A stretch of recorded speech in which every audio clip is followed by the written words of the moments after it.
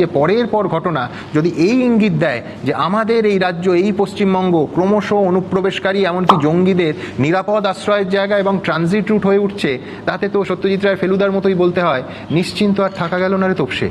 Ordinance ফ্যাক্টরির দুর্নীতি হতে পারে, কিংবা রোহিঙ্গা অনুপ্রবেশের একটার পর একটা ইস্যু হতে পারে।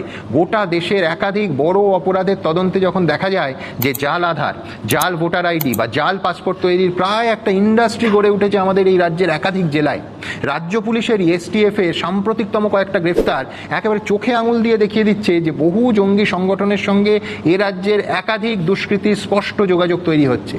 ধরুন, উত্তর চব্বিশ পরগনার বাদুড়িয়ার মেয়ে তানিয়া পারভিন, গোয়েন্দারা মনে করছেন যে ভারত থেকে কাশ্মীরকে বিচ্ছিন্ন করার ষড়যন্ত্রের অংশীদার ছিল বাংলার মেয়ে তানিয়া, যার বিরুদ্ধে রাষ্ট্রদ্রোহিতার ধারায় মামলা করা হয় 2020 সালে।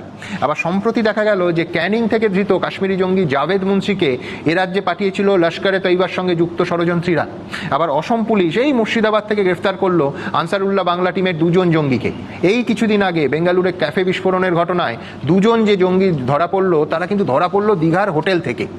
এক নিঃশ্বাসে এই কতগুলো উদাহরণ বললাম, প্রত্যেকটা কিন্তু কোনো কেন্দ্রীয় এজেন্সির অভিযোগ নয়, আমাদের এই রাজ্য পুলিশের এসটিএফ এর তদন্তে প্রকাশিত হয়েছে। অতএব কাশ্মীর থেকে 2235 কিলোমিটার দূরে কলকাতা একটা ভারী নিরাপদ জায়গা, এ কথা বলার কিন্তু উপায় থাকছে না।